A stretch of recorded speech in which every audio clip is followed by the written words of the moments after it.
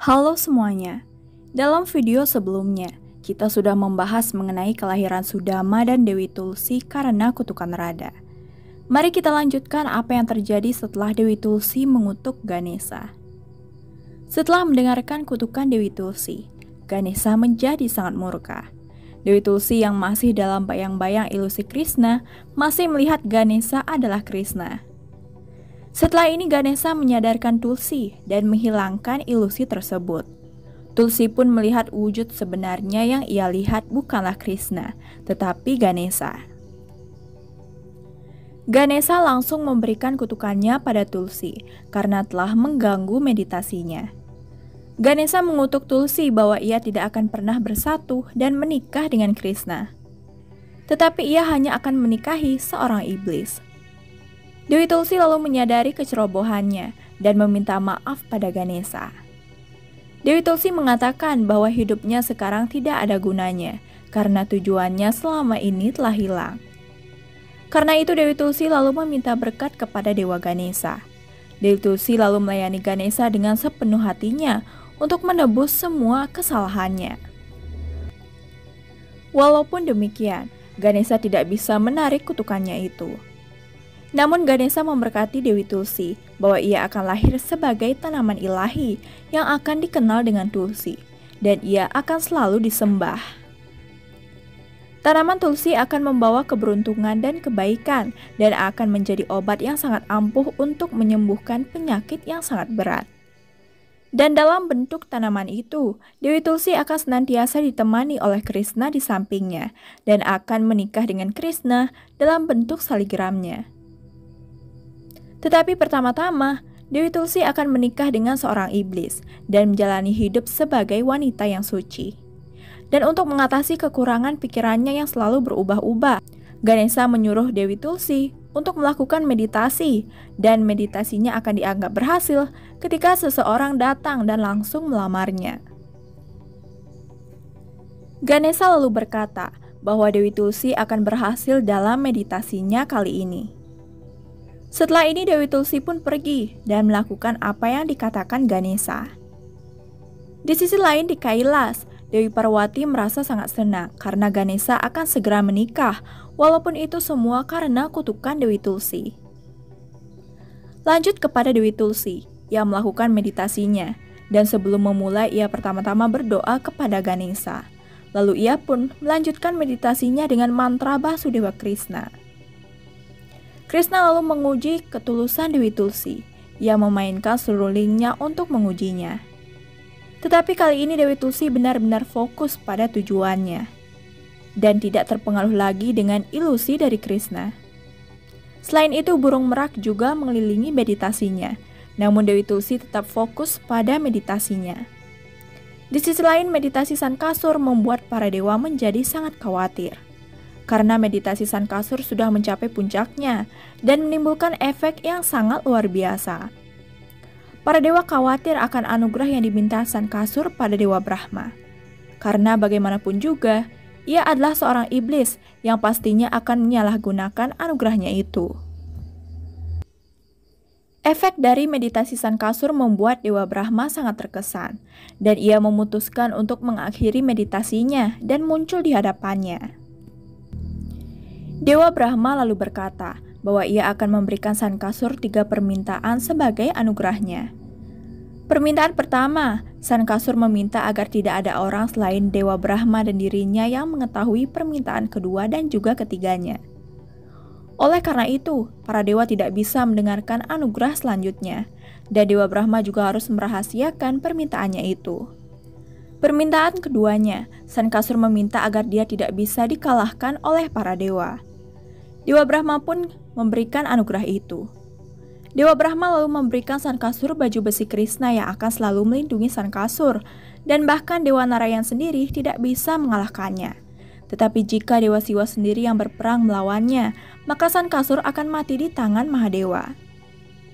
Setelah itu permintaan ketiga Sankasur meminta agar dia diberikan keabadian. Namun Dewa Brahma menolaknya. Karena itu bertentangan dengan aturan alam semesta, karena tidak ada yang abadi di dunia ini, dan semua makhluk hidup akan harus mati. Dewa Brahma lalu mengatakan bahwa ia akan memberkatinya, bahwa Sankasur akan menikah dengan wanita yang sangat setia. Dan di hari di mana Sankasur menikah dengan wanita itu, maka ia akan langsung mendapatkan baju besi Krishna. Dan selama baju besi Krishna bersamanya, maka ia akan menjadi tidak terkalahkan. Dan sampai istri Sankasur tetap setia padanya, tidak akan ada yang akan bisa membunuh Sankasur. Dan hal inilah yang akan membuat Sankasur menjadi abadi. Setelah memberikan ketiga anugerah ini, Dewa Brahma langsung menghilang dari hadapan Sankasur. Para dewa menjadi khawatir karena mereka tidak bisa mengetahui anugerah apa yang diberikan Dewa Brahma pada Sankasur. Tetapi Ganesha percaya bahwa setiap anugerah akan bertahan selama mereka selalu berbuat kebaikan, atau jika tidak, itu akan bisa menjadi penyebab kematian seseorang. Di sisi lain, Sankasur mulai melanjutkan perjalanannya untuk mencari calon istri yang dimaksudkan oleh Dewa Brahma. Sankasur lalu berdoa pada Ganesha untuk memberikannya petunjuk kemana ia harus pergi untuk mendapatkan calon istri yang setia. Ganesha lalu memberikan petunjuknya pada Sankasur melalui seruling Krishna. Sankasur mengerti bahwa itu adalah petunjuk dari Ganesha. Sankasur pun mengikuti arah perginya seruling itu. Ia melewati begitu banyak rintangan, mulai dari jalan yang dipenuhi dengan duri dan juga kerikil. Ia juga harus melewati sungai es yang sangat dingin. Namun semua ini dapat Sankasur lewati dengan sempurna. Sampai akhirnya ia melihat seorang wanita yang sedang bermeditasi. Sankasur pun langsung menghampirinya. Sankasur berpikir bahwa ia pernah mengenal wanita itu sebelumnya, dan ia merasakan rasa yang pernah ia miliki sebelumnya. Semakin dekat dengan wanita itu, Sankasur merasakan sangat bahagia. Entah kenapa dia merasakan seperti itu. Hal ini membuat Sankasur sangat bingung. Sankasur sendiri tidak tahu bahwa ia adalah inkarnasi Sudama yang dulunya pernah jatuh cinta pada Dewi Tulsi. Setelah mendekatinya, Sankasur berkata, "Wahai Nona, siapakah Anda? Mengapa saya merasa bahwa saya pernah mengenal Anda sebelumnya? Tetapi entah apapun itu, takdirku sendiri telah menarikku ke sini, dan ini adalah takdir kita untuk segera menikah." Sankasur langsung melamar Dewi Tulsi. Sankasur meminta Dewi Tulsi untuk membuka matanya dan menghentikan meditasinya. Ia lalu mengatakan identitasnya dan mengatakan bahwa ia adalah putra dari Raja Iblis Dam dan datang ke sana hanya untuk melamarnya. Dewi Tulsi lalu mengingat anugerah dari Dewa Ganesha bahwa meditasinya akan lengkap jika seseorang datang untuk melamarnya. Dewi Tulsi pun lalu membuka matanya. Setelah membuka matanya, Dewi Tulsi merasa bahwa ia sudah mengenal pria itu sebelumnya. Melihat penampilan Sankasur yang menyerupai Krishna dengan bulu merak di kepalanya, membuat Dewi Tulsi kesal dan berkata bahwa seseorang tidak bisa menjadi Krishna hanya dengan meniru pakaiannya. Dan saya sangat tidak menyukai hal itu. Sankasur lalu berkata bahwa walaupun saya lahir dari keluarga iblis, namun keluarga saya adalah penyembah besar Dewa Narayana dan juga Sri Krishna. Meskipun saya iblis, saya masih memiliki kebaikan dalam diri saya. Dewi Tulsi lalu mengingat perkataan Ganesha bahwa ia akan segera menikah dengan seorang iblis. Sankasur mengatakan bahwa ia akan selalu melindunginya dan memberikannya segala rasa hormat dan juga kebahagiaan yang tidak bisa diberikan oleh siapapun juga. Dewi Tulsi pun langsung menyetujui pernikahan itu.